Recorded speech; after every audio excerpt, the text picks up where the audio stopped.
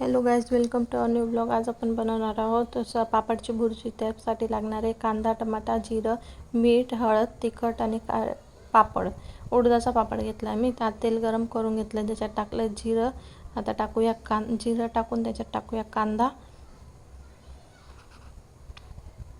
अगदी कमी साहित्यात तयार होणारी रेसिपी आहे ही. आपण एकदम अगदी 5-10 मिनटात तयार होते ही रेसिपी आणि खूप छान लागते.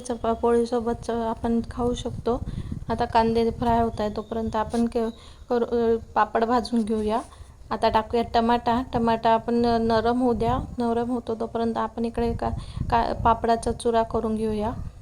हातानेच चुरा करून घेऊया त्याला. पापडला जास्त बारीक पण नाही करायचा. आता आपले टमाटे नरम होत आहे, बघून घेऊया आपण टमाटे नरम झाले का नाही. याच्या उलटणीने त्यावर स्मॅश करून घेऊया त्यांना.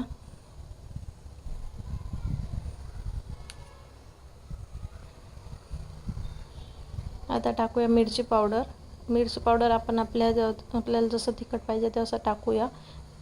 तुम्ही जर जास्त तिखट खात असाल तर अजून जास्त तिखट टाकलं तरी चालेल. मी एकदम कमी स्पायसेसमध्ये बनवते. याच्यात आपण तुम्ही काही मसाला टाकायचा तर अजून मसाला कोणता टाकू शकता.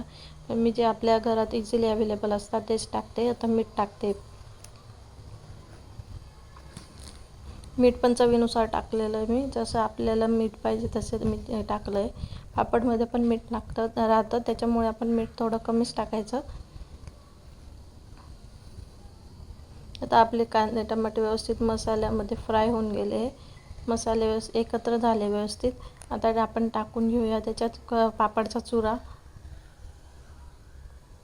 आता ते 2 मिनटं मिक्स करून घेऊया.